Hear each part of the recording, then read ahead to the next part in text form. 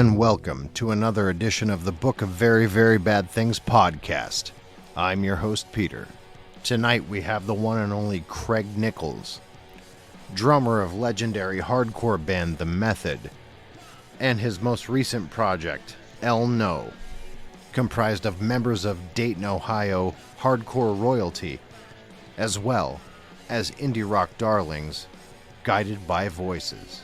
Tonight we take a deep dive into their album Hoodlums, a meditation on being white trash fabulous. This record is truly full of surprises and is legitimately unlike anything I've ever heard before. So without further ado, I give to you Mr. Craig Nichols on the Book of Very, Very Bad Things podcast. There it is. Okay. All right. So I've been kind of like living with Hoodlums for the past few days and like taking in as much as I could of it. And it's kind of unlike anything I've ever really come across before in all of my 46 years of music listening. And I'm really impressed because there's, there is a kind of a new surge of the electronic post-punk thing. And it's been really good for the most part, but I think what you guys are doing is it's vastly dissimilar from even what, the majority of what I've been hearing recently, because it is so glitchy and very trip hop inspired, in my opinion. Where do you think, what is the impetus of this sound that you've concocted over these last two records? Well, I just think I like things that sound abrasive. Like I like abrasive sounding dance music, abrasive sounding hip hop. So like I like distortion on everything. Things can't be too distorted. Like I mean, like no matter what I have, it's always going to run through some sort of distortion pedal. Well, it's funny too. Like as we've been recording, like I have a bunch of guitars, but I have this old $50 like Ibanez bass. I don't even know what it is. It kind of looks like the Gene Simmons one with the two horns facing down, like a shitty Stratocaster. But it sounds incredible recordings. But I have nicer, like a P bass. But Nate's like, don't lose the $50 Ibanez because that's our sound. Yeah. And like you got to kind of trust Nate. I mean, he played with Guided by Voices. I mean, he's got a pedigree all his own. He knows good music when he hears it. So I think, and he's a great. I think between the two of you too, I mean, like you've had your fair share of good bands as well. I mean, you guys and what you guys come from is so dissimilar from what you're doing now, which is kind of refreshing as well, because like you kind of both come from, the indie rock / kind of post-punk, post-hardcore scene, and you've kind of shot it through a very dark prism with this project. So like what were you guys, what was like the focus when you got together and said, okay, we're gonna kind of like make this project happen? Right. Well, there really was no sort of focus, but like me and Nate have been writing songs together since like the late 80s or early 90s. And like I've always liked like Gary Newman and like Two Way Army and Devo and stuff. So like that kind of things, like I like whenever I write, I always just kind of think of like drums, bass, and keys, and then Nate a lot of the songs too. And then Nate comes from a completely different angle. I mean, Nate's coming from more of like a Stones like replacements angle. Right. So you put those two things together, and it's just some weirdness that hasn't existed yet, I guess. But it works somehow because we know each other so well. I could smell the Paul Westerberg on this too. I mean, it's in there. It's kind of, it's shielded in the mix a little bit, but good songwriting is good songwriting, and Paul Westerberg is obviously one of the best that ever did it. Totally. Yeah. And like, it's, as well as like with the sounds too, like we weren't really like shooting for anything in particular. It's just, I was just like using sounds that sounded pleasing to me. Like I'm sitting there, like, just pushing buttons on my Moog and I'm just like, ooh, that sounds cool. And I will just like write a whole song off just like holding the key down on the arpeggiator or whatever. It's just like, because I was always kind of ate up with that anyway. Cause like I watched the Who documentary and it was sounds with like his big wall like synthesizer, and he was talking about like making a loop because Keith Moon was so out of time that if he would like write a song that was just like, you know what I mean, like on a loop, it would keep him in the pocket. So that's what the whole like wow, wow, wow, wow, like Who stuff comes from. So I was like, well, I'm going to steal that too. Well, who better to steal from? Right, Who? Yeah. And me in time. So I don't know how familiar you are with this show, but usually I always ask the same question first. I don't know if you know what's coming though, do you? Well, I've been listening to a couple. I listened to the Shaka one yesterday. Yeah. So, well, I didn't ask Shaka because he and I go back a ways, so I didn't really need too much of an icebreaker. But I always ask everyone because it's a window into the human soul. What is it that terrifies you on an existential level? Well, I mean, without giving it too much thought, I mean, I guess I'll just have to say time, because it's like there's so many things you want to do, but then the grayer your beard starts getting, and I mean, the older your kids start getting, you start realizing that your time is coming. I mean, and you want to do things and make moves that it's not the time to sit back on your heels. Yeah. Yeah, and if your kids are as old as my oldest is, which my oldest daughter is 21. Yeah, I mean, yeah. Yeah, so you get it. My daughter's 30. Yeah. I mean, you reach that point where you're looking down and the ground's about to meet you. Yeah, If yes, that makes sense. total sense. It's like just when you wake up, because Yeah. the same with if you land or you die in your dreams, you die. Mhm. You know what I mean? And that's why you wake up before you do. If you're like falling off a mountain or whatever it is in your dreams. I think I don't know how much stock I put into that, but I've never landed in a dream, so Right? it may very well be true. Hey. So why Hoodlums? Why is that the key name for this project, this album? Well, when we started writing songs for this one, we started noticing a pattern, like the theme in the lyrics was all about like when we grew up, like like all the hoodlums like wore like the. At this point, Craig and I run into some technical difficulties. We pick up right here. It's actually better, to be honest. Oh, is it really? Yeah, it's much better actually. Okay, good. Well, we'll go with this route then. All right. So where do we leave off? We started talking about hoodlums. Hoodlums, yeah. Why Hoodlums? Why is that the key name of this album? Well, we just started noticing a common thread with the lyrics and stuff, and we started like making jokes about ourselves with as our childhoods, like hiding in the woods, smoking weed before school, you know what I mean? Yeah, that kind of stuff. So like that was the whole catalyst behind it. So we just sort of like it made it into a theme album basically. And it seems like when you had described the album and your sound, like hood culture of the Midwest came up. So that's why I was like kind of wondering what that was comprised of, because that sounds a lot like my upbringing and my childhood in Pennsylvania in the late 80s, early 90s. Exactly. Exactly. So it's like we figured to be like a touchstone with our audience. Yeah. People get that stuff. You know what I mean? Like making bowls out of apples and bowls out of cans.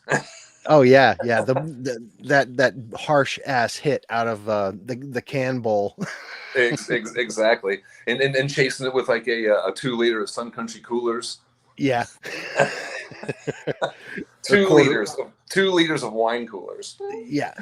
That was so very early 90s to actually have access to something like that. Oh yeah, that's a step down from St. Ives and Boone's Farm strawberry. Man, do you remember the St. Ives with mint? Oh yeah. Yum. That's a damn shame that I even put that into my body. Oh man. Oh yeah. That guilty. Very, very guilty. That harkens back to seeing like Ice Cube and Rakim in the commercials for St. Ives. Yeah. Do you remember they'd play those like during Yo MTV Raps in like 90, 91? Oh, I sure do. Yeah, I think Ice Cube might have even had some money in St. Ides, didn't he? Yes, yes, if I'm Yeah, not mistaken, yeah, I and think so. which is interesting because he later, became Muslim. So, Uh-huh. Right. but money's money. I get it. Yeah. I totally get it. If a malt liquor company wanted to pay me, Oh I yeah. I'd take that money. Right. Right. Exactly. And that's how he was with his friends behind it all too. He's just like, yeah, I know it's dumb, but look at this money. Yeah, exactly. Like, But those militant Ice Cube records are the best ones, man. America's oh Most man, Wanted and Death Certificate and stuff. Those records are crushers, man. oh man, especially with that Bomb Squad production. Exactly. The Hank Shockley stuff is so He- good. And And Public Enemy, Fear of a Black Planet, right behind me. Oh no, nice. I took it down, but yeah, I just had Fear of a Black Planet playing earlier today. That Yeah. is quite possibly the most earth-shattering album in my young life. Oh I yeah. mean, That was a big one for me too. there's something. Actually, for me, there's the one before. It Takes a Nation of Millions. When Oh that yeah. record came out, man, holy shit, that was Hmm. something, man. I got a letter from the government. Yeah, uh-huh. The other day, that whole record kills with the Slayer samples and stuff. Oh yeah, I mean, and it makes sense because they were on the same label, they had the same Exactly. producer. Rick Rubin's Um, got that ear. he does, and it's because he came out of that early hardcore scene in New York. Uh-huh. Exactly. So much good stuff. Hmm. Basically signed Sam Hain, in all honesty, and turned them into Oh Danzig. God. But I mean, I lost you again. oh, did you? Yeah, for a second. Oh, but you're back. Yeah, I mean, Okay. even like with Slayer being on the Beastie Boys first one, or not the first record, but the License to Ill and stuff too. Yeah, Kerry yeah. I King mean, playing all that stuff. there was that conflagration of punk rock, thrash metal, and hip hop kind of marrying one another in the 80s. It Hmm. kind of it set up a lot of great and a lot of horrible things. Oh, for sure. You know what Yeah. I Well, mean? and a lot of things that seem horrible now seemed great at the time. I'm sure maybe to some people, uh, but like when Anthrax and Public Enemy got together, yeah, absolutely, that's great. uh-huh. But when you like that post Judgment Night era, like Biohazard were still doing it well, but Yeah. then you get that whole new metal thrust Right. that it never resonated with me, but I'm Man, a bit older. right. That Helmet House of Pain on that Judgment Night song kills though. Oh, just another victim.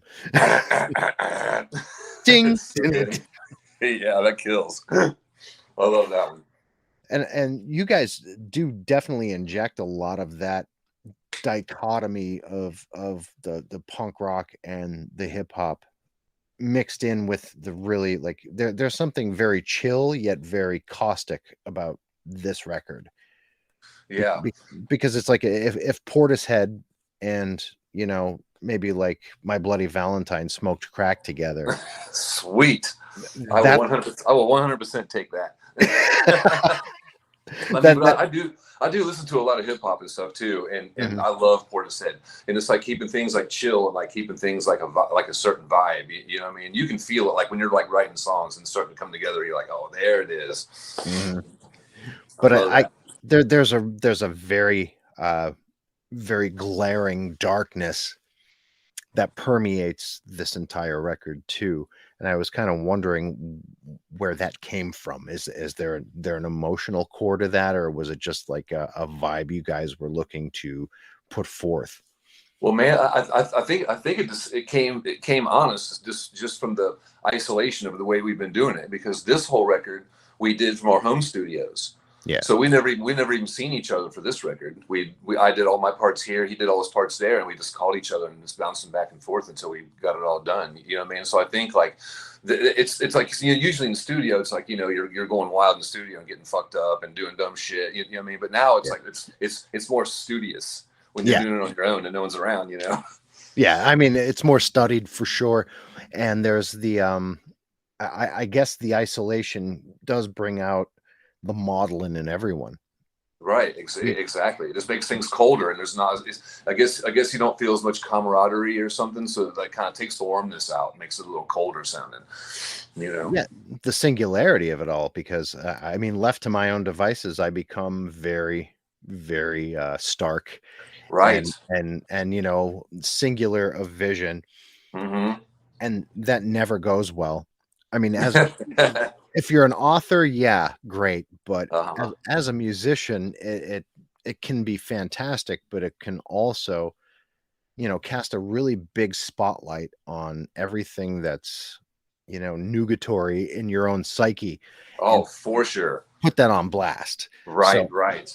is that kind It, of it, like what you're saying is what transpired? yeah, I think so. I mean, and I think like through like the whole lockdown and stuff, like having that it's been such a good release to help keep my sanity. Yeah. I think if I wouldn't have been writing all these songs with Nate all this time, that I think things would have been much different through all this. But like we've been really prolific. Like the last like 2 years, I think we've written like 60 songs now. I mean, we already have like enough for like almost 2 more records recorded. Holy God. We got a ton of stuff, man. We just keep cranking them out. Like today, I finished one today, and Nate sent me another one just a couple of days ago. So we just keep them moving, man. It's incredible to me that the band is basically, well, the band is remote. Yeah, it In is. in all honesty, I've been trying to keep my own bands together over, the course of the lockdowns and the Uh-huh. COVID, and it's very difficult. It is. Well, and like the way that we've been doing it is everybody else is in Ohio and I'm in Texas. Mm. So they've been just dropping me out of the tracks and then playing me through the PA and then Oh, practicing with me over the PA. And then I fly up and we play the shows and then I just fly home. oh, that's fantastic. Yeah, it's been great. We got a few shows coming up, so we got to do it again. So those guys are Nate and Jamie's getting together this weekend, learning all the new ones, and then I'm going to fly up and we're going to play Chicago and some other shows. So, are you from Texas originally, or is that No, just? I'm from Dayton. I'd surmised as much. I'd thought that was the case. What sparked the move to Texas? My wife got a job down here, Oh, okay. so we moved to Austin. But then it was like it was like dumb luck. And as soon as I moved here to Austin, I was going through Austin Craigslist musicians and Mhm. found these guys looking for a drummer, and it was Mark Dutron from the Melvins. Oh, no way. Yeah, so I went. So Oh, I went and played with them and started a band called Bell Ringer with them, and recorded a record and played a bunch of shows with those guys. And yeah, when that band broke up, then I met Mark Ruvelo. Do you know who he is yeah. From No Empathy and Fur Yep. Coats? Yep. So then I started playing in Fur Coats and travel around and did 2 records with them.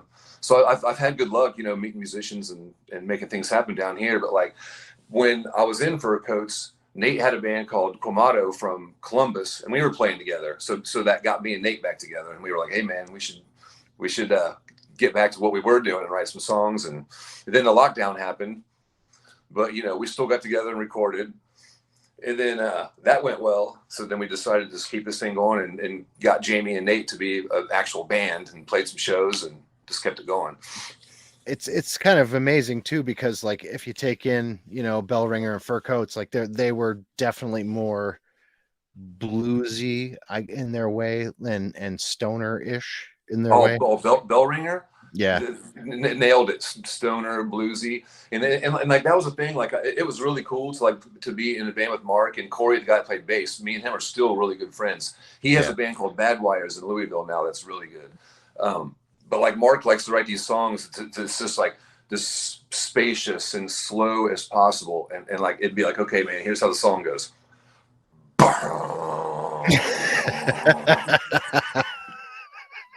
Oh, yeah, I'm just like, holy shit. in true Melvin's fashion, Oh, nonetheless. for real. But it was fun. I ain't gonna lie. Oh, why wouldn't it be? I mean, to play it in a band that, someone who'd had proximity to Buzz Osborne and Dale Crover. I mean, Exactly. Jesus God, those guys had more impact on my young life than almost any other musician, really. Man, that guy's drumming is insane. It's like Yeah. subtly insane. Just the way he like comes in and out of things. It's like, what the fuck is that? I, I don't know. Like, he transcends the pocket. He actually like dips out of the pocket and seamlessly gets back Exactly. in.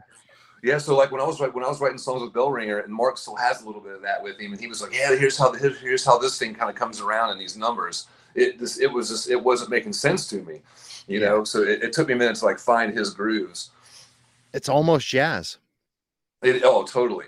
Without being polyrhythmic, it's almost jazz because it's Yeah, too you're slow right. to be polyrhythmic, but the ability to drop out of the pocket and then jump in at just the right time and not let it fall apart is an art unto itself. It is. Yeah, and then Corey, the guy who played bass in that band too, he's a wizard, and like he loves No Means No, and like that kind of stuff. And One of my all-time favorite bands, No Means No. And man, he kills it. You got to check out his band Bad Wires, man. They're like Motorhead fucked No Means No. Jesus Christ, that's perfect.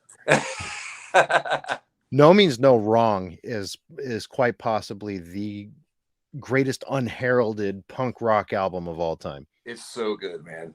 It holds up like every listen. You know what I mean? If you shelve it for a couple of years and then pull it back out, it's just as fresh when you pull it out. It's a great one. It's just so weird and artsy and beautiful. And very few people outside of like those of us who would send away for the Alternative Tentacles catalog back in the 80s, like would know No Means right. No. But my best friend and I, who I still play music with to this day, that's like our collective favorite band. Oh yeah, they're super good. So I mean, like Victim's Family too. Do you remember them? Yeah, yes. Victim's Family was great, man. That they were all part of that same, you know, LES Thugs, Victim's Family. Right. No Means No, like the weirdo stuff. Right. You know, which was even weird for the punks. You know? It was, man. But I love that stuff, man. I've always had a taste for the more off kilter bands, you know, that have, you know, this weird sounds and weird angles. Just makes it more interesting, you know. To me, it does anyway. Yeah, I mean that gave rise to the whole AmRep sound, you know, with Cows and Today Is the Day, and oh man. Yeah, you're talking my language with the AmRep stuff. That's my shit. Yeah, Cows. I would have followed Cows like the Grateful Dead. Oh yeah, I've seen the Cows a bunch of times. I think the Method might have played with the Cows. I don't know if we did or not, but I know I've seen the Cows a million times. Though. They're always great live. Oh yeah, them and, you know, even early Helmet. Helmet was always good, but early Helmet. The first Helmet record, man. Strap It On, Strap It On, and the Born Annoying compilation. It's so good. Yeah, the faster version. Yeah, I'll follow you around and talk about me. It's so good. That's what happens when you get a jazz musician, someone going to school to study jazz at a collegiate level. And they see the New York hardcore scene and the no wave scene happening, and they interpret it through that lens. Right. You know, and I think even though you guys aren't quite as caustic, it fits in. It fits in because it's you know, you're embracing the weirdo. You know? Yeah, I like that, man. It's like, I don't know. I think there shouldn't be any set rules for anything. Like if you can make something make cool sounds and make it sound interesting, I mean, there should be nothing off the table. No, I mean, and that's why bands like Noi and Suicide existed. Exactly. Period. Right. Yeah, man. I love you're that just stuff. Kind of you're carrying on that tradition. Did you ever watch that documentary about Connie Plank? Yes. That Connie Plank documentary is so good, man. and that's what he did. Oh yeah. The Connie Plank documentary and the very recent Swans documentary. Man, the Swans one is so good, man. I love Swans, man. What's the one with the baby face in the front? Oh God. Was it Filth? No. Hold on, I gotta think of it. Oh, that's no. The babyface one is kind of recent. It's from the past like 15 years, 16. Yeah, years. it is. It's like the Seer, I think, with the wolf head. To be kind. To be kind. That's it, man. That record is so meditative. Like I jog all the time. I'll put that record on, and like there's this one song that has like an open snare. It's almost like that shitty Metallica snare, like poo, Yeah. poo, you know what I mean? But it just never stops for like 15 minutes. Like, It's a piccolo snare. Right, exactly. It's like dum dum poo, dum dum poo. You know what I mean? Just puts you in this zone. And Jarbo is going to be on my show next week. Oh, really? I'm having Jarbo on next week. Yeah. Nice, man. Yeah. Thor, the drummer, lives here in Austin, and when I was in Bellringer, he used to come to our shows. Oh, no kidding. Yeah. My God, to have a proximity to Swans. Yeah, it's crazy. That's like I remember someone was like, "Yo, man, that's Thor over there." I was like, "Oh, I know who that dude is." Yeah. Pretty easy to tell because he looks like Thor. Yeah, very much so. It's the same thing to me as having a proximity to Neurosis. Right. They were, are, and always will be my favorite band. Neurosis will always be my favorite band. And they took their cues from the Melvins and from Swans. Oh, totally. You know? Man, I seen Neurosis once. I'm trying to think. It was like maybe like 88, 89 in this warehouse in Dayton. And I think it was either Broken Bones or UK Subs played with them. Yeah. And it was this crazy show, man. They went from the crust punk, like D beat, Discharge Worship, to like legitimately the most artistic interpretation of hardcore and metal fused together. Yeah. Well, same with Swans. Yeah. You know what I mean? Like Swans, when they first came out, they were just like banging on drums and setting shit on fire. Yeah. Yeah. You know, then it turned into like an orchestra of sound, basically. They did a devotional album. They went from doing all that craziness to like writing a song about angels, or an album about angels. And it was their one and only major label album, and it completely tanked, and it was so beautiful.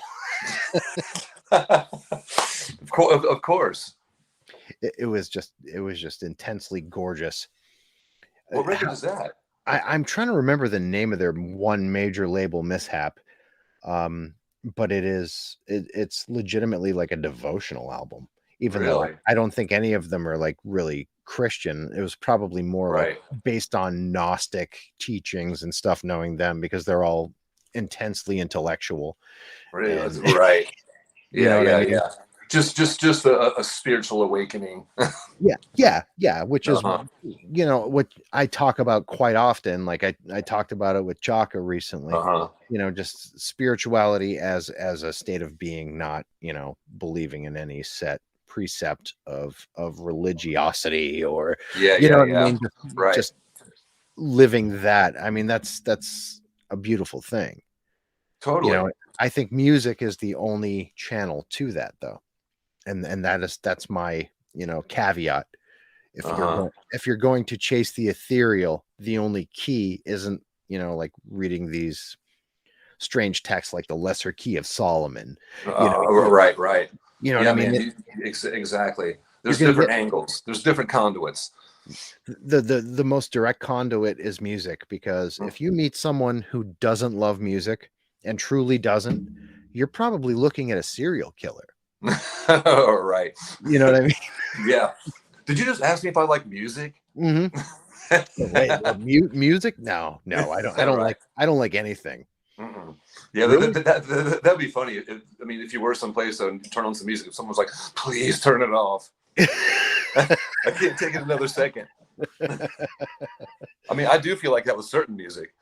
Yeah, as do I. But like, there are certain things that are undeniable, like traditional blues, or like certain things just transcend. Oh yeah, certain things take you away. Certain things bring you right back. Yeah, absolutely. You know what I mean? Like, oh fuck. Like the first 6 Stones albums.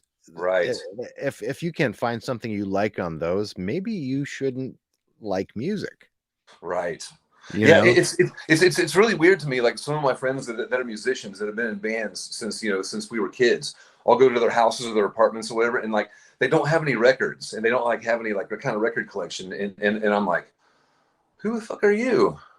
Yeah, like You know what I mean? Like you don't like, don't you?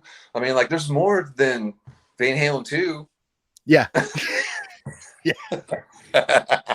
And if you look behind me, Van Halen 2 is back there somewhere, but I own over 6,000 LPs alone. I probably own triple of that in 7 inches, but I've been collecting since the early 80s. You know, since I first heard Yeah. T-Rex in my dad's collection, I've been voraciously collecting vinyl because Mark Bolan only sounds perfect on vinyl. Everything else is a terrible facsimile.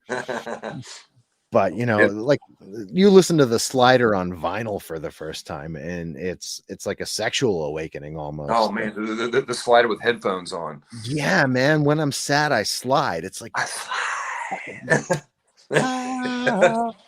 that It's so good. it fucked my whole life, and I'm so thankful for it. Right, man. You got to have those. Well, one of mine, and I still have this record hanging on my wall. The first record I ever bought was Gary Newman, Cars, Oh 45. goddamn. Yeah, that whole Gary Newman never sucked, period. No, But like that early Tubeway Army stuff into like the Cars era, brilliance. Sheer it is, brilliance. man. Well, in the Cars too are other ones like the Cars, like through time keep getting higher and higher in my rankings as far as like my favorite bands of all time. You know what I mean? Like the Cars, man. Some of the Rick records are just, Rick Ocasek is a legend. yeah, man. Rick Yeah, Ocasek produced albums for the Bad Brains, he produced records for Guided by Voices. for Guided by Voices, and for Weezer. The first, Uh-huh. the first and best Weezer album, that Blue Yep. album, perfection. Yep. It And, is. and it's because he produced it. Yeah, man. Yeah, man. Yeah, Rick Ocasek had a good ear too. So Nate was lucky and got to record with him. Oh God, I can't even imagine like to study under the tutelage of a master like that. Mm-hmm. You know, I mean, insane. Yeah, he said he was really cool too, which is also nice to hear. Yeah, yeah. You know, It is. I mean, especially since like you take into consideration he's been married to supermodels and oh, this you is the know, life he's lived. yeah, and, You and know, still a good guy. Like, come on, uh-huh. that doesn't happen often. Phil Spector wasn't like that. He held the Ramones at gunpoint. Yeah. He beat the shit No out of shit. Ronnie Spector. I mean, was he a genius? Of course. Was he a nice guy? No. No, right. No. Exactly. He was as nice as his wigs. Yeah, exactly. Hey man, I'll take one of them wigs. Hey, brother, there's something about that mid-40s baldness. I mean, yeah, man. I'm married to a woman who I don't deserve and who's far more attractive than I am, and she loves the fact that I'm bald. I don't know how this happened. I must have somehow hit some kind of cosmic lottery, but Yeah. I love this white scruff and the no hair. It's, do you want to marry me? And then that's why I, at 46, have a 3-year-old son. Nice. Well done. Yeah, the family reset button. Here's to me. Well, for a while, just until a couple of weeks ago, I didn't shave my head for like 3 months, and I was like starting to grow out like a George Carlin thing. Oh, so you had the Jerry Garcia mullet. Exactly, but Yeah. I couldn't do it any longer. No, I couldn't. No, I mean, I could give it a try, but I have my dad's horseshoe, like to a T. Like I started going bald in my late 20s. Me too. I had that little quarter on the top of my head, screaming my ass off in hardcore bands, punching myself in the nuts for fun on stage. And then one day I watched a video, and you know, my daughter had just been born. I was about 24, and I'm looking and I'm like, oh shit. God damn it. And I froze it. And I told, you know, the guitarist of our band at the time, I was like, Jay, what do you see? What do you see that no one told me about? He's like, yeah, your bald spot. We all know. But you didn't fucking see well to tell me. Like, right. Yeah. Well, I remember mine was, I used to always dye my hair with Manic Panic, but I would bleach it out white first. And I was in our apartment and I was bleaching my hair out, and my roommate's like, bend down again. And I bent down. He's like, dude, he's like, you're done. I used to dye my hair jet. It was what was the starlight blue black. Starry night blue black. So when your hair is black, you can really tell It's if the your worst. hairline. It's the worst thing for your hair, Yeah. for receding hairline. So my hair was black forever. Even when I had dreadlocks, I used to have really long hair. I dreaded it out, and then I cut it shorter and still dyed it black. And then I hit 24. I looked on a video of me, bald spot, fucked. Yep. 24. Yeah, my aunt was a hairdresser, and she was like, you need to bleach it out because it hides the holes. Only yeah, for so I so tried long. that for a second, then I just shaved it off. That's the point I reached when, that's how you know if you're embracing yourself. You know what I mean? Right. Exactly. Not just combing let it over, just fucking right. gone. Let it go, man. So let's dig deeper into this record, because I with the exception of the trip hop elements and the noise elements, and we'd also brought up the fact that I can definitely detect a Paul Westerberg aesthetic in the way it's written. What else is like a direct influence on that? And I'm not talking about music, I'm just talking about your psyche, because there's COVID in the mix. You were alone in the mix, but there's something definitely darker and deeper that like you're definitely mining on this record. And we'd said also, the hoodlums, your kids in the woods smoking pot. Right. Why were you guys those kids in the woods fucking up to begin with? That's a good question. I mean, because we were always like, there was a warehouse in Dayton, Ohio, that was like where all the bands used to practice, and there was a big skateboard ramp there, and like that's where everybody hung out. And like when we were like 15, we were all hanging out there already. We all knew each other, was playing in bands. So we were, we were all getting high and doing dumb shit, and like you do when you're 15, and basically living on the street. Yeah. But it was, but you look back and it's like the best time of your life. That's all we did was skate all day, drink 40s, smoke weed, fight. Mm-hmm. So it's just like I think it's just a writing the records we are now and thinking back on those times. It's almost like digging back the past of childhood folly. Yeah, and you got to kind of wonder, like, because that was my childhood too, and I still wonder, like, what the fuck were my parents thinking? Yeah, I think the same thing, man, all the time. Like some of the characters that would pick me up. Like when I was 15, I played this band called Scarecrow that was sort of like a Guns N' Roses kind of band. And and the singer would come and pick me up, and he was like a 22, 23-year-old like heroin junkie. And he had his hair was all teased out and makeup and stuff. And he would come and pick me up like, hey, I'm coming to take Craig to band practice. My mom and dad's like, have a good time. I'd get in his van and like hold his arm for it so he could like bang dope. Yeah. Good wholesome fun. Well, I mean, when I was 16 years old, I was an honor student who was banging dope.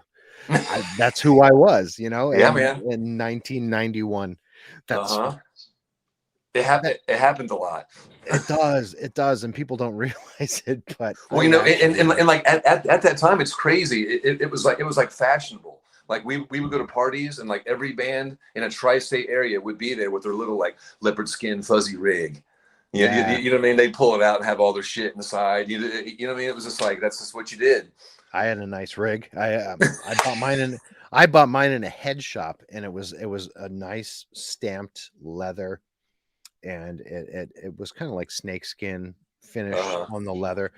But it was almost like that 1930s Sears catalog rig that the mothers, the housewives, the Norman Rockwell housewives would have, because they were the first real heroin junkies. Mother's Little Helper. Yeah, right. And that's what I had. It was probably like, if I were to sell it online now, which you probably could buy shit like that now still, I don't know. But you could as like relics or whatever. As a relic, but I think I bought it for $30, and it would probably be worth like $800 right now, just because Wow. it was so beautiful. Everything about it, Right. The chrome like finger holes and stuff. the finger holes, Uh-huh. and it had, you know, an array of different plungers and different actual syringe tips, and they were. It makes it enticing. It makes it. You're making me want to do it. Well, the thing is there's a ritual and there's something sexy about it, and you could smell it cooking. It smells like you're in church. So Uh-huh. there's something ceremonial and spiritual and religious about it. Oh, for sure. It had its own call Yeah. until, you know, you're peeing out of your butt and shaking in a corner, you know, Yeah, right. it's sexy until it isn't anymore. Yeah, But that's not so. But I mean, but that's just like the line that I could never cross. Just like seeing all my friends do it and stuff. You know what I mean? Like I would smoke anything, snort anything, but as soon as the rigs were coming out, man, I was just like, nah, I had to can't have do it. I'd have somebody else shoot me up the first like 3 dozen times. I couldn't do it. Yeah, I couldn't bring myself to do it, but it felt amazing. yeah. Oh, I'm sure. I'm sure I love it. You know what I mean? I just can't. I couldn't bring myself to do it. You, you love it until you need it to shave. You know what I mean? Yeah. Right. Oh man, I can't do it. I just can't do it. I can't shave Before you got to today. do that first, before everything. Yeah, yeah. When you wake up in the morning and it's like, am I going to take a piss or am I going to bang out? Yeah, I'm going to Uh-huh. probably. Yeah, I think I know that answer already. Yeah, absolutely. But there's that's also somewhere embedded in the music too. I mean, I don't want to blame music, but there was definitely that appeal that was in, you know, bands like oh god, everybody from Guns N' Roses back in the day to something a little more, you know, oblique, like say oh god, what was Andy Wood's band from Seattle before Green River, before Pearl Jam? Um Uh, Stardog Champion was the name of the song. Oh God, yeah, I Mother can't Love think Bone. either. Mother Love Oh, Bone. Mother Love Bone. Yeah. Like, Nice. talk Yeah, about heroin chic on display. right, And it was only Andy. The rest of them weren't into that shit. But right. Well, there were, even like Cows, the Cows and some of those AMREP bands were kind of like that too. yeah, they were dopers. Oh, for They sure. were dopers. You know. Oh man, the Cows were so good live. Did you ever see them live? Yeah. They used to kill it. They were vomitous live.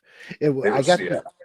they had something that, you know, I think the rest of that whole 90s quote unquote grunge thing aspired to but never got to, like the Cows, the U-Men. They Uh-huh. were like the real deal. They were Oh, for sure. Tad were another one. They were progenitors of that that scuzzy, like just Janitor Joe. Janitor Joe, gross band. You know what I mean? Yeah. And you can go back to it now, like bands like Paw are another great example. A lot of people don't know about Paw, but they were like that like grimy southern rocky, like right, scuzzy, like just doom. It was doom music, really. Well, speaking of all the '90s stuff, like we've gotten a few reviews for Hoodlum so far, and the '90s thing keeps coming up. Does the record sound like crazy '90s to you? No. See, it doesn't feel that way to me either. Like me and Nate we keep on like asking, like we're like, I don't feel like it does. No, to me it sounds like a bunch of very informed people hearkening back to 80s styles as far as the synths are concerned. Yeah. But everything else feels very immediate and very recent.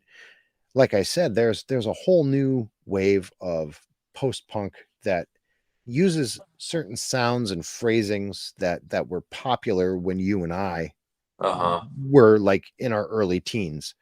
Yeah. But to me, it doesn't even sound like that. It doesn't even sound like the 80s to me. It just uses nuances of 80s sounds. Yeah, and that's kind of where I was. That's where I was coming from. Like when I was like writing songs for this record, I was thinking like more like early '80s, like Wire kind of stuff, like Gang of Four. Yep. You know, that kind of stuff is kind of this real sparse and like, you know, like angular hits. Mm-hmm. was kind of where I was coming from. Yeah, I could definitely hear the Wire Pink Flag isms, Mm-hmm. and that second Blitz album when they stopped being a punk band and got really post-punky. I can hear some Yeah. of that, but I don't hear 90s. That doesn't, with the exception of how I can hear some of the Paul Westerberg isms in, Uh-huh. in the songwriting, not in the actual presentation of the songs. But I would think most of the people who are throwing the 90s term on top of this don't really know much about the Replacements or Paul Westerberg's solo career. Right. Well, and I think a lot of them are throwing the '90s thing on there too, just because of like me and Nate's past, Your because they pedigrees. Yeah. exactly they know us from Guided by Voices and stuff like that, you know. But like, you know, like me and Nate share all the songwriting, but Nate writes all the lyrics, all the words is all him. Yeah, on the first record I wrote one of the songs, but everything else Nate writes, and he's a great lyricist. Yeah. Like his lyrics tell stories, and you know, I mean, sometimes they make me want to cry. Sometimes they crack me up. Yeah. I mean, and that's the hallmark of a good record. I mean, you can't just have Yes. one consistent mood. I mean, you can't have Sweet Child of Mine and Mr. Brownstone. Like Exactly, and I think that's why this is working with me and Nate, is because it's like we've played together and we're such good friends that we know each other, but we come from different angles writing, but it somehow works. yeah, you You can't know, be because you can't be the same person. right. Yeah, and it makes the record more interesting. And there's like ups and downs, and you know what I mean. There's songs that are pulled back, and some songs that really hit you over the head. You know. I'm curious as to who is throwing this 90s blanket on top of this. Is this like music journalists Well, or one of them was from Big Takeover, okay. and then one of them was from, what was the other one? There was a second one, but there was like two like right in a row, like 2 days in a row. It was like '90s, blah blah blah, through the '90s spectrum, the other thing, and I'm like, what? You know, Yeah, I'm just not feeling it. Tom from the band Old Moon. Old Moon are also post-punk, very, it's mostly just Tom who does it. It is Tom. He does it all alone. Old Moon's a great project. And they said about Tom, he's lost in a Gen X haze. Uh-huh. This guy's in his early 30s. He knows he knows very little about Gen X other than, you know, what he sees on television and the music he listens to. Yeah. But the music is vastly dissimilar from anything that would have happened when, you know, Pearl Jam, Alice in Chains, and Nirvana ruled the radio. Right. You know what I mean? He has more in common with, you know, like Bauhaus and Joy Division. Like, Yeah. I think people just kind of throw that net over everything, like Gen X, 90s. It's, if anything sounds angular, weird, or interesting, that makes it sound like the 90s or Gen X. Yeah, right. Exactly.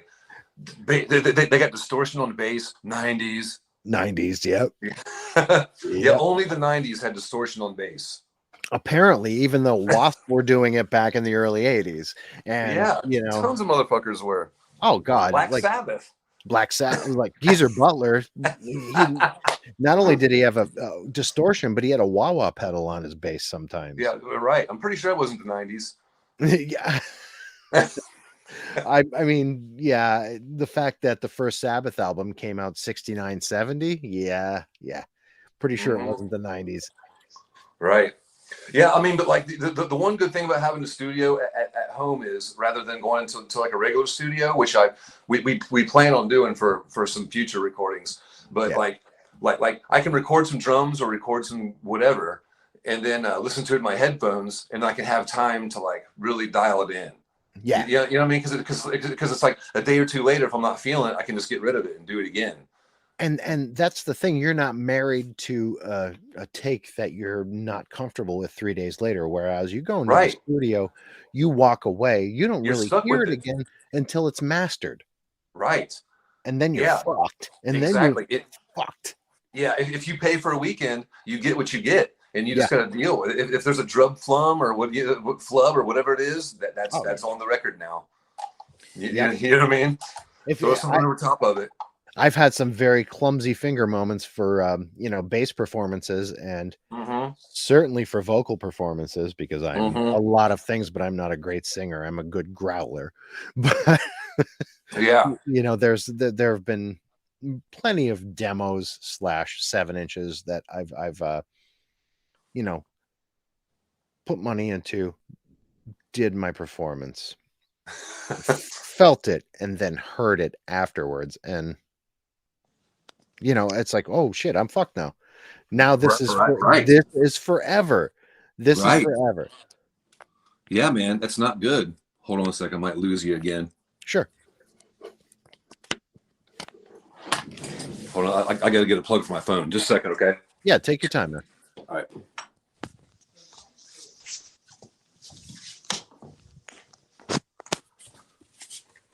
Craig, while you get your plug, I'm going to go hit the bathroom if you don't mind. Okay, cool. All right, brother. All right, cool.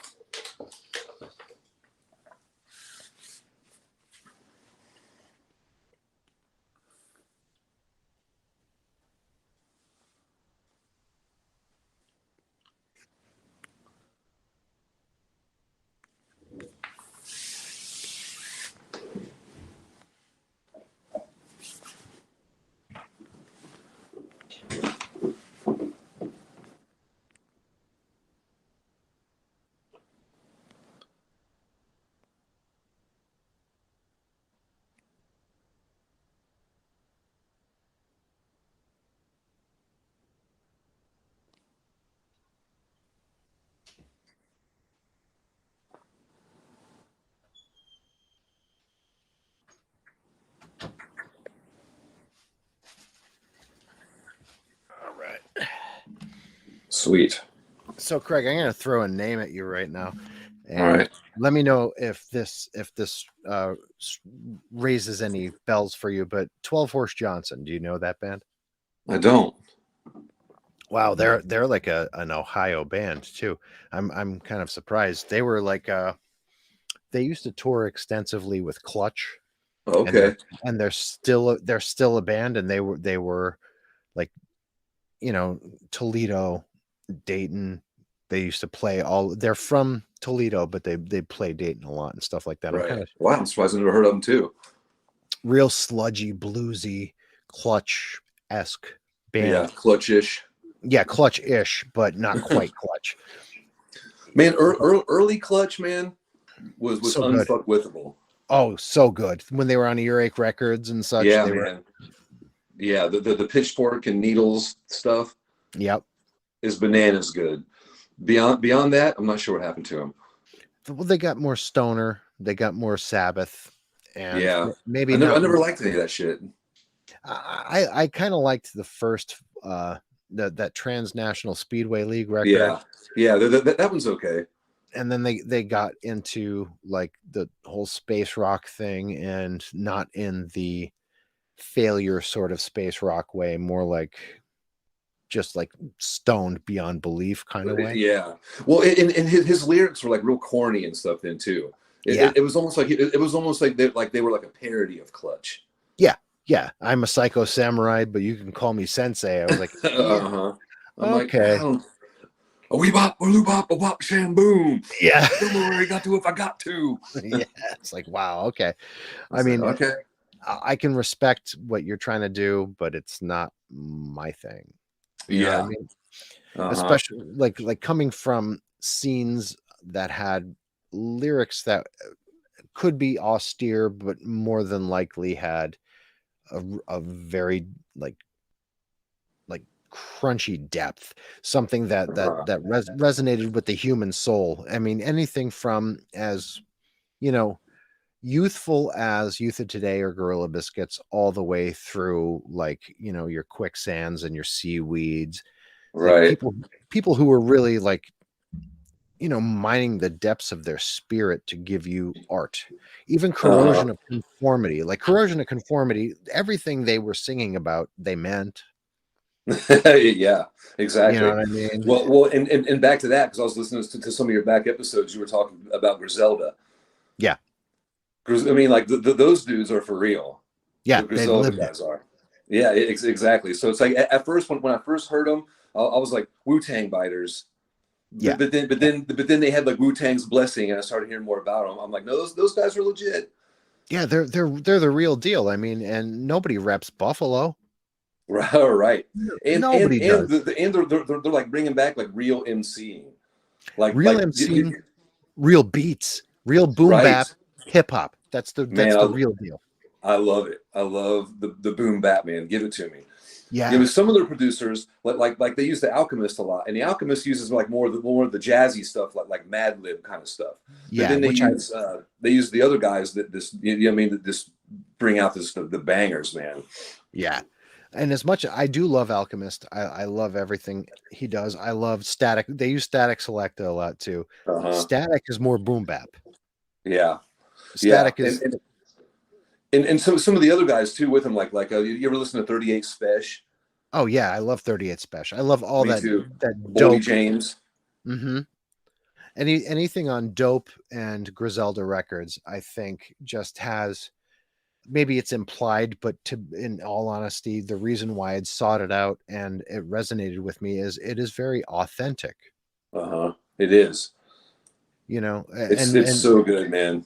that's And some like I just like that. I like that boom bap like RZA production too. I yeah. always liked the way like the Wu-Tang loops would be like wrong. Like he would like loop it so it would like loop off on purpose.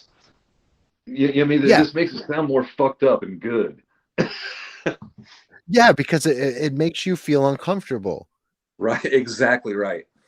There, Yeah, there's something oh, go there's ahead. something to be said about that. There's something to be said about being made to feel uncomfortable by good music. For sure. And a lot of times too, like a lot of my favorite records, like when I put a record on, if I like it instantly, it's because it's like something I've heard before. It's like I'm already comfortable with it. But a lot of times when I put a record on and I listen to it and I'm like, the fuck is this, man? I can't quite get my head around it. I make myself spin it a few more times, and then you're like fucking genius. Yeah. Well, Those are the ones I end up loving. that's the difference between pop and rock ears and jazz ears. Hmm. Wu-Tang makes you put your jazz ears on, in my opinion, Yeah. because you're hearing something that, wow, wait, whoa, there's like a piece of corned beef on your face right now, man. And that's the sonic equivalent of corned beef on somebody's face. Like, whoa, wait a minute. That's not right. There's something like you look familiar, but what is that? And that's to me, Yeah. and Something's that askew. something's awry right here. And Uh-huh. I think that's what your music does, because there's something amiss. There's something askew. There's something that like, okay, yeah, there's it has a groove. But it's creepy, and there's something a little off, something like in the background, maybe something that's kind of over your shoulder. Like Oh, you look, sweet. you're looking over your shoulder. Like what am I hearing right now? And you got to kind of put your headphones on, maybe to like totally, take it in and let it register and let it marinate. Yeah. But there's something that just is wrong in the right way, and Awesome. Thank you. that's how the Wu-Tang is. That's how Yes. that's how certain Griselda beats are. That's how um Yep. It, let's get a little weirder with it. You get into like bands like Quicksand, you get uh-huh. into bands like Seaweed. There's something, just it's angular. Fugazi, something Oh man. angular, even though Yep. there's something All that reggae DC about stuff. all Yeah. that DC stuff. It's just there's something a little off there. Rites of Spring, something's a little off, Nation but it's Ulysses. Nation of Ulysses, something's off, but it's great. I have that new Discord box set right there. Oh It's hell yeah. my God. There's just something about taking, you know, beats and rhythms that people are going to recognize, and then injecting something else, that something extra that Uh-huh. that, you know, the trained ear can hear, but your average listener may just bypass. Oh, right. And that's how you know who really likes, you know, stuff that would register to those jazz ears. Yeah, people who pay attention. People who pay Right. attention, people who like the good stuff Uh-huh. without sounding, you know, too cheesy or whatever. There are certain people who just it wouldn't register with. No, you're absolutely right. And Yes. I think that's who you guys are making music for. I don't think you're making music for somebody who's going to sit down and listen to, you know, whatever like rock oriented music comes down the pike. I think you guys are kind of mining Oh, that yeah. certain someone else. Well, I mean, because like me and Nate wrote songs together with our old band, The Method, a long time ago. Yeah. And we had another band called Rob the Bank that was sort of like X kind of stuff. So we've written a lot of different angles together like through the years, and I think like this band is just sort of like the amalgam of it all, and we're now just like writing exactly what we want, you know. And I've always wanted to do something that was like I've always sort of threatened to do a band that was like Jesus Lizard meets Zap. Oh, Was like Jesus. Was like the idea in my head because it's like I love the crunchy bass. Like, I mean, I could listen to Jesus Lizard all day. I could go on about that all day. Yeah. But then like I listen to Zap and like, you know, like more bounce to the ounce with the hand claps. You know, Yep. this like a boom shack on go shack. You can't fuck with that beat. Like if I had a soundtrack song, that'd be it. Yeah. But there is definitely a Jesus Lizard element to what you're doing, but there's also that, you know, bouncy, rhythmic uplift. There's an uplift to the creepiness, and nobody's nobody's creepier than the Jesus Lizard. Let's face facts. Even when you see that dude, he's an actor now. The singer of the Jesus Lizard is an actor now, and he's in like weird movies. Yeah, I Don't Belong on This Earth or something like that. I saw him. Yeah. David Yao is in. Yeah, he's great, and he's the villain. Of course he is. Of course he is. But I remember seeing the Jesus Lizard, and he was like naked, shaking his dick at everybody every time. Every single time. I played some shows with him back in the 90s when we were The Method, which was awesome. Mm-hmm. But I just saw them at ACL right before the pandemic, and he walked out and pulled his dick out and started jerking off on stage. Of course he did. Instantly. Yeah, David Yao, his dick's gonna come out. It's gonna make an appearance. And it's not like in a Gigi Allen way either. Right. No, I mean? he pulls it out just like he's he's at home alone in his bedroom. Yeah. It's almost loving. It's exactly.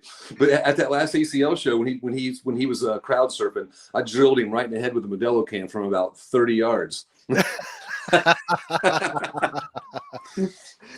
Here you go, Dave. Dave. I wasn't the only one, man. He's fair game, you know what I mean? Oh yeah. And the thing with him is he's inciting it, but he's accepting it. Oh yeah. Because they're performance art, truly. So, I was really kind of surprised they had him on ACL because, you know, ACL is like, you know what it is. And those guys were on there just like doing their thing. I was like, I can't believe this is happening. It's like every time I saw Oxbow, you know, Oxbow. Yeah. Eugene from Oxbow does shit like that too. But what he'll do is he'll come out in his underwear and he'll basically sexually assault every masculine looking man in the front row. Awesome. And Eugene awesome. He's a versed pugilist. Okay, this guy knows how to fight, and he's jacked as shit. And like he pisses people off constantly, and then they'll get really macho and try and like swing on him, and he'll annihilate them, and then not miss a beat and continue singing. Awesome.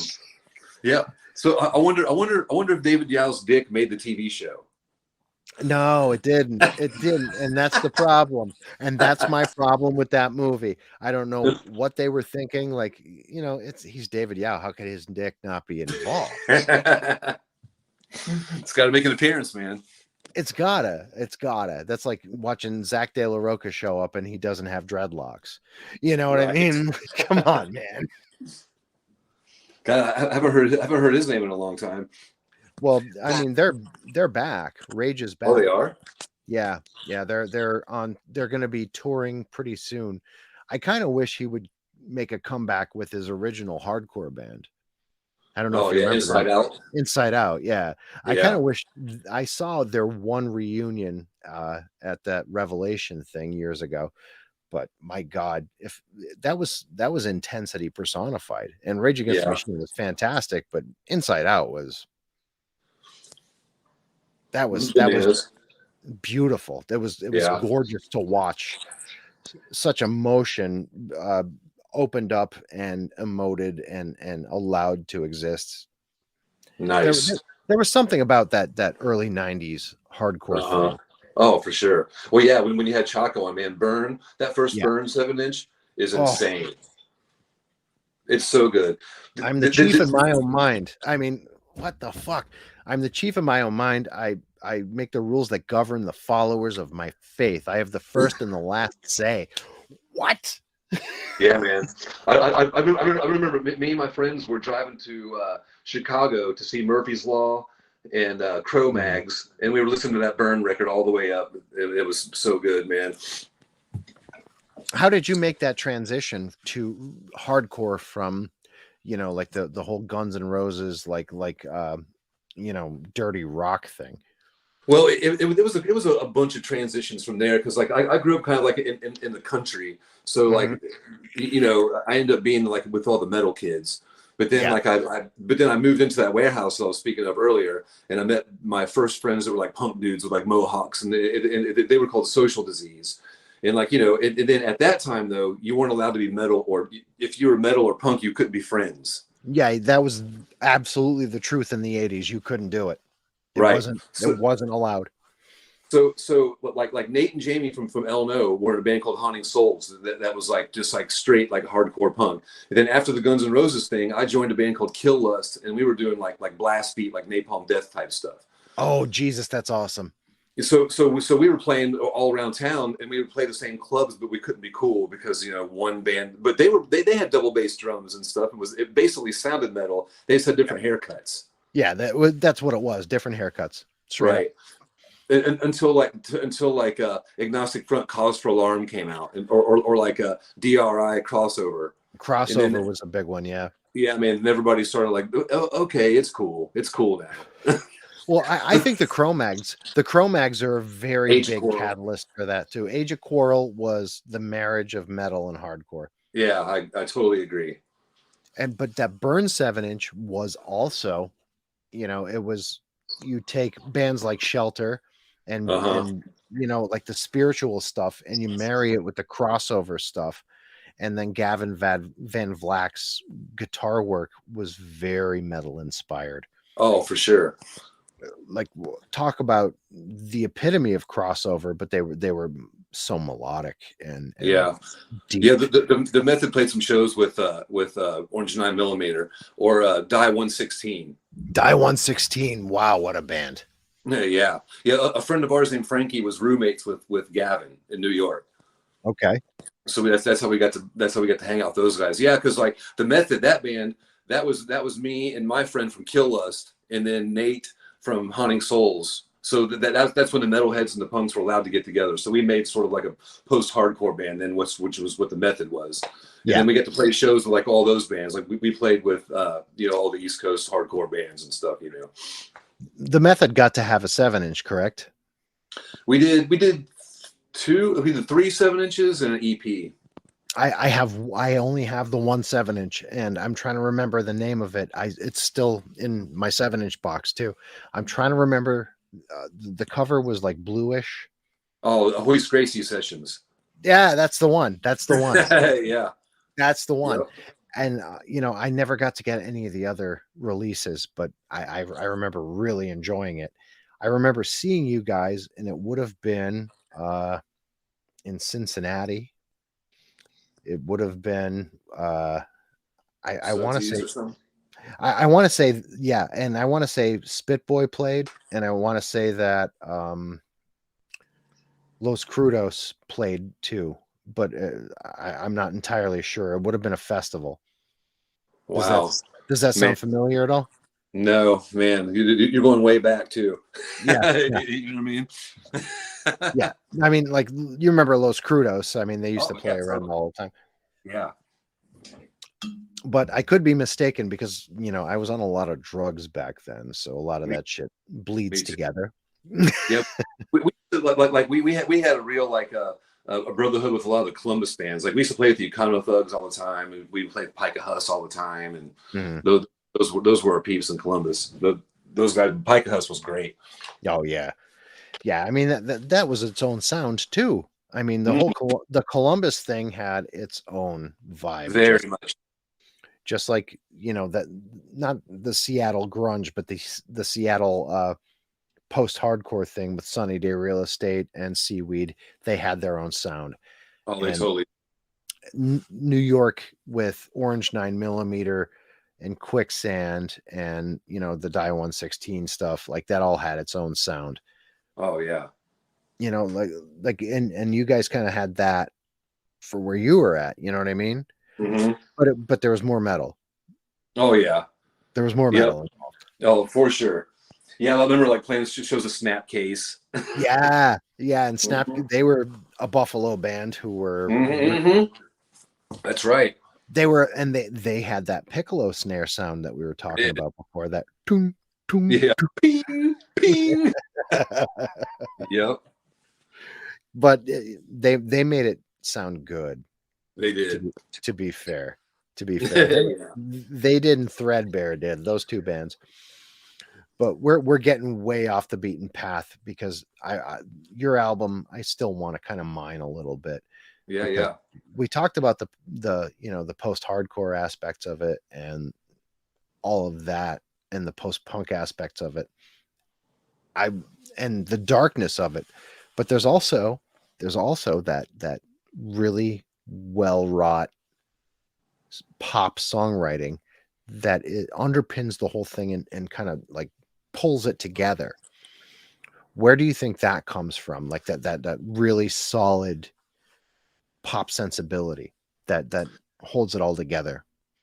Well, I think a lot of it comes from like I was saying, like my love of Gary Newman and my love of the Cars and stuff Mhm. like that, and Nate too. You know what I mean? And his just all his experience with GBV and like you know what I mean, like all that stuff. Like I think it just helped us really be able to like hone some pop songs. You know what I mean, like being able to like figure out some good sounds, getting the structures right.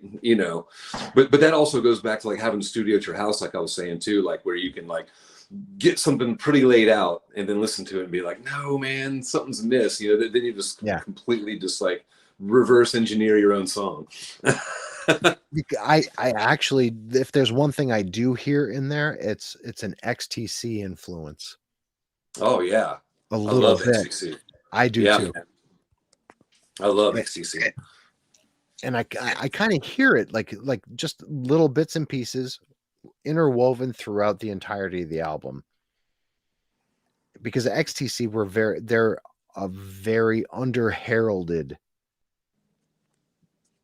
indie pop band. Yeah, I don't even know what to call them. Do you? yeah. I I don't. don't know how to describe that either. I guess yeah. I don't know what to describe that as. Like they were a one-hit wonder by anyone else's definition, but in my opinion, they're pretty much ubiquitous. Hmm. XTC, they kind of always were, almost. Yep. You go back to the early 80s, XTC they were making music, they were making good music, Really but good. they weren't, no one was championing them. They weren't like, Yeah. Flock of Seagulls or Right. any of Right. that. Uh-huh. But and conversely, they weren't Rick Ocasek either. No one was really like throwing shine on them, but everything they did was consecutively fantastic. Oh yeah. And Well, they I mean, did, like all the Cars records, it's like the perfect pop songs with a little cocaine sprinkled on it. yeah, You can you exactly. can Like, hear the cocaine in the Cars songs. oh, your lips go numb every time you listen to it. I mean, I still lick my own ears every time I hear the Yeah, Cars. man. I was gonna run my finger across my gums right now talking about it.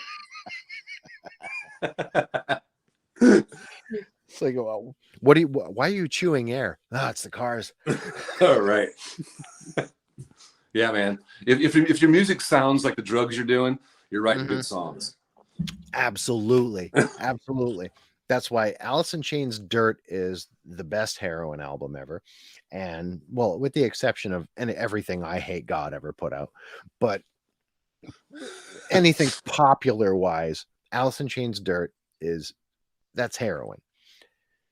But the Cars, pretty much every album, that's coke. And Yeah. And Guns N' Roses' Appetite. That's coke. You know, that's a coke record. Uh-huh. Johnny Thunder's like a motherfucker's heroin. Oh my God, that's a heroin record. I mean, that's a heroin record. You Can't Put Your Arms Around a Memory is the most maudlin, depressed heroin song of all time. And so good though, man. Oh, Guns N' Roses ripped off their entire motif from that record. Yep. Uh-huh. You wouldn't have them. You wouldn't have the LA Guns either. Or a lot of that stuff, really. True. Johnny was, I mean, and the New York Dolls with Johnny before that. That's the blueprint for the 80s. It is. That, and you know, even part of the 90s, because you wouldn't have Mother Love Bone without that stuff either. But that's neither here nor there, really. Right. But there's also, with all that darkness that you guys inject into this record, there's also a knowing hope that kind of winds out the album too. It doesn't end on a sour note, really. Yeah, that's true. And it's funny because like when we were putting the records together, we started like putting the order together, like how, you know, trying to figure out how they would all sound together. And then when we got to the very end, Nate was like, we need something, man, to pull it all together at the end. I mean, we need something like just like you said. And then right then we threw one together within like one day. We wrote a song, recorded it all within like 2 or 3 hours, and it ended up being Hot Eyes. Hot Eyes is written in a couple hours. Yep. You're kidding me. Yeah, man. We were like, we need a banger for the end. We just whipped it up real fast, and it just, I mean, everything came together. We did it all in one day. That lassos the whole body of work right in. Like, here it is. Here's, you know, it's going to be okay now. Then that's legitimately how I feel about that. Like, you go through this journey and it ebbs and it flows, but then at the end of the record, there's that, like, all right, it's going to be okay. You can party. Yeah. I really like that song, man. But like what I was going for, like when I set my studio up in my room, was I was trying to like get that Flaming Lips drum sound like Clouds Taste Metallic. Yeah, exactly. It has that. It's warm, but it's tinny. It has, man, right. That's one of my favorite records, and like you can tell, like there's only like maybe 2 mics on that drum kit. It just sounds like it's by itself in a room. Yeah. So I've been chasing that drum sound since that record came out. So like I sit there with that mic, and I put it far away, I put it close, so I put it high. But you know, for the cheap equipment that I have at my house, I think I've gotten pretty good drum sound. Oh yeah. But I mean, it ain't Flaming Lips. Well, if I'm not mistaken, the way they recorded that, there was a microphone taped to the floor. Oh, really? I believe I read that somewhere. They had an overhead mic, a mic out front, and one taped to the floor. If I'm not mistaken. Wow. For just self-proclaiming that I've been chasing that sound my entire life, I've never even looked into how they actually did it. You know, and the only reason I looked into it is I'm the son of a jazz drummer. Okay. You know what I mean? My dad was a very serious jazz drummer outside of being a psychotic Vietnam vet.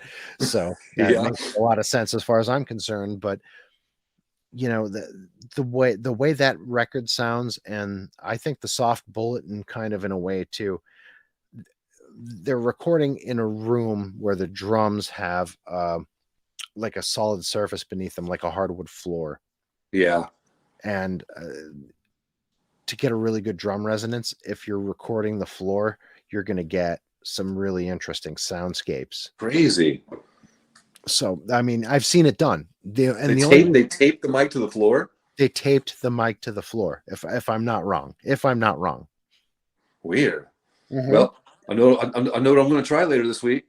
Well, the thing is, I know two methods, or I know two applications for that method: drums and piano. Really? Acoustic piano, yes, like a true like baby. Because it does like picks the vibrations up off too. Exactly, because it's vibrating across wood, just like a drum does off the bearing edge through the drum, just like a bass or a guitar, up the body, up the fretboard. Okay, you're still catching the actual like resonance and vibration off of the wood. The sound resonates off of the plane of the wood, and it's a natural sound, but it has a natural resonance that's very appealing. Crazy. Wow. If I'm not wrong. Right. Right. Well, I'm definitely going to try it. But the way I've been doing it is I just been setting the condenser mic up about 2 or 3 feet up, about halfway across the room, and it seems to pick up everything pretty good. Yeah, you're gonna catch everything off of the cymbals, off of the snare, and definitely the bass drum because it's firing directly that way. Right. But if you have a hardwood floor beneath you, it's almost like you're making it into its own instrument. Mm-hmm. Now, to my listeners, yes, this is some real audio geek shit that you probably don't care about. But in all honesty, this is why a lot of records sound really good. Right. Yeah. And it's back to like I was saying, like being able to like have the luxury of like playing with it. Because like usually if I go in the studio and I've only paid for 3 days in the studio, I'm going to try to bust it out and get it as clean as I can and go. But now I'll put my drum tracks on there and then I'll throw a bunch of filters on it. I'll throw a bunch of, I'll put shit all over my drums, delay and flanger and just do whatever just to see how it sounds. Because why not? Because then I can just take it off. And if you have the time and you have the space and the ability, why wouldn't you just completely get as far out there as humanly possible? Exactly. Just dig. You know what I mean? Like record some stuff and then just take it as far as you can. There's no science to music. No, there's really not. The happiest thing when I'm like writing songs and I'm like writing guitar parts to things, I try to make the guitar almost as unrecognizable as possible. You know what I mean? So it's like when I make a thing, I want it to sound catchy, but I want you to not know what the fuck it is. Yeah. You know what I mean? So it's almost like you said with like the hip hop, where there's always like that one sound that goes with the boom bap thing. You don't know what that siren-y sound is, but you just know it sounds sweet. There's that air raid siren to the Bomb Squad production. That like at the beginning of Apocalypse 91, The Enemy Strikes Black, that you don't know what that is. I know exactly what you're talking about. Yeah. Public Enemy number one. Public Enemy number one. Yeah. But it sounds like, something's creeping over your shoulder, ready to knock your whole world apart. And I'm sorry, go ahead. That's the beauty of sonic manipulation. Oh yeah. But that's also good because like, we're using all kinds of electronics on these records. So I wanted to be able to like make these songs sound like that live. So I bought a Alesis like octopad thing. Oh yeah. With the sample on it. So there's the one song called Slazy that's on the first record, and I do that Who loop thing. This has like the synth loop underneath it the whole time. So I put that on there. So we just play over that loop, and I put hand claps on it. And I put some of the sounds like 1,000 Lows from Hoodlums. Yeah, it has that wow, almost like the Hank Shockley thing. Yeah, exactly like that Bomb Squad Hank Shockley thing. I wanted to be able to do that. Why was that your first choice for a single?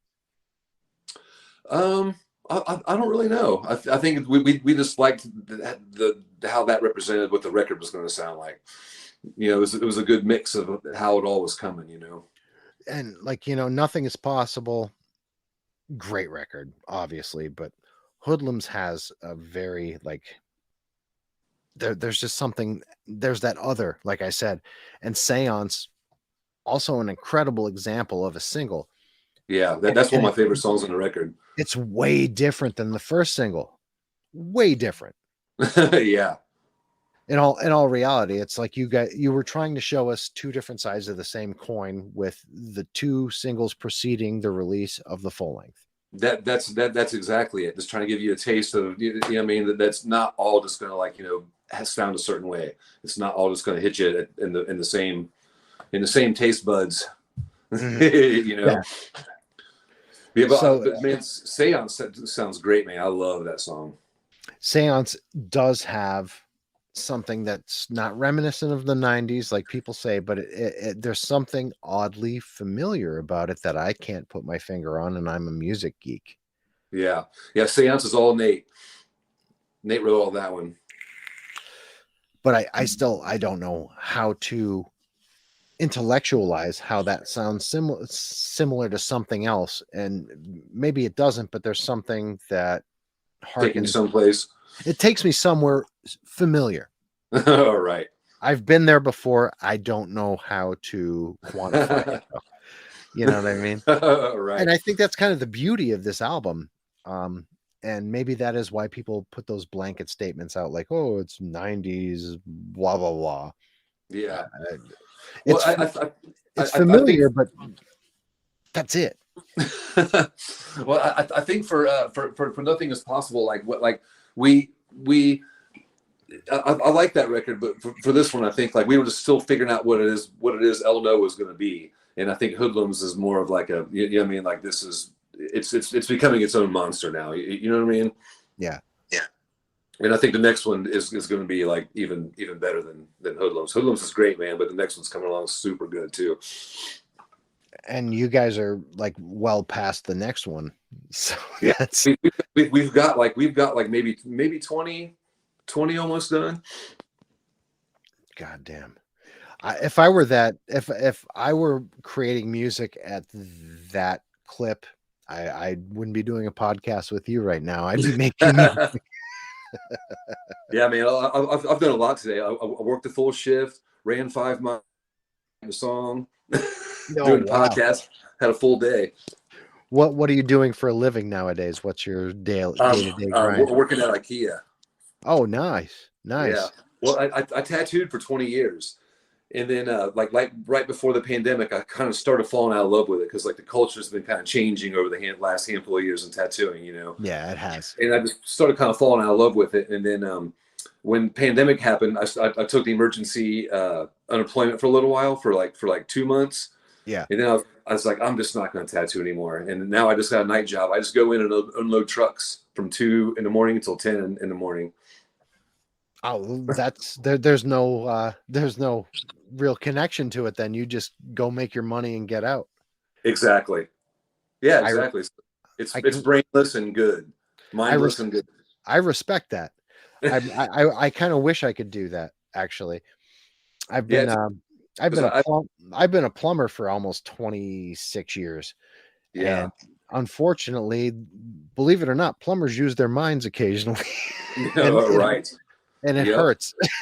Yes. Well, you know, and that's how it was for me tattooing. Like, you know, the first 10, 15 years I tattooed, it was all like band people and skaters and, you know, my kind of people. But then lately, once the TV shows and stuff started getting more popular, it started becoming more like Chardonnay moms and their daughters wanting little cute tattoos and, you know, stuff like that. Yeah, I pierced for 9 years. I understand completely. Yeah, it's not like the cultures became very not just commercial but very tame, you know, like it's not just like you can buy into a subculture by getting, you know, your nipple pierced or whatever. There was a rite of passage that kind of came with all this shit back in the day, you know what I mean, like it was when we started getting tattooed and such. It was bikers, it was soldiers, and it was people who were in prison and punks. Exactly. And that's about it, really. Exactly. And that's when it was good. That's when it was good. It was real. It was a real. You could hang your hat on it. Mm-hmm. And you could walk through a mall and see a guy with tattoos and a Minor Threat t-shirt and know, okay, you're my people. All right. Exactly. Not anymore. Not Nope. anymore. It's Not not even the same thing. close. No. And see, and that's how it was. Like if I'd be at the tattoo shop on a day and I wouldn't have any appointments, so I'd just be sitting there drawing, waiting. I would see people coming into the lobby and I'd be like, oh no. Yeah. I would They just feel want they want tribal defeated. flash or something. Yeah, man. They want they want some Bible verse on their wrist or, Yeah. you know, no, I can't. Mhm. Sorry, I'm all booked up today. Right. Exactly right. So I guess to kind of close this out, if you were to explain to us what it is you guys, not just with this album, but with your body of work you were trying to put forth to all of us, what would that be? What now? Say it again. I'm sorry, I lost you. Um, if there were one thing, one idea that you both were trying to put forth with this body of work, this group, this music, if there were one thing you were trying to kind of like put out into the universe, not just to people, but into the universe, what would that be? I don't know, but this band really does mean it's like it's just like brotherhood to me because like me and Nate have been playing together music for so long, and then the two guys that have joined the band with us have been on this journey with us too since the '80s, and we all Mhm. have been in bands together. But in one way or another, we have like me and Dwayne were in a bunch of bands together. Me and Nate were. Me and Jamie were. So it was time that all of us had a band together, Yeah. and like Nate's first band was Haunting Souls with Jamie, but they haven't played music together since then. Yeah. So when we decided we were going to get a guitar player, I was like, well, we got to get Jamie, man, because we got to like make this whole thing full circle. So I think that's kind of what it is. It's just like, it's just like rock and roll full circle. Like straight up united by fate. Exactly. It's like, we're getting a little older, so I can't imagine there's going to be a whole lot of bands past this. So it's almost like we started this together, we're going to end this together. That's pretty amazing, especially since, you're not that old. But yeah, but you know what I mean. In rock and roll world, we're pretty old. well, yeah, and we're retirement age for sure in rock and roll terms. But yeah, I feel like a few times like I've gone out and played some music with some bands in Texas, and I feel like a lot of times like if people don't know who I am or whatever, and I go and meet them, I get aged out because of my white beard. yeah, We're like, we don't want white beard in our band.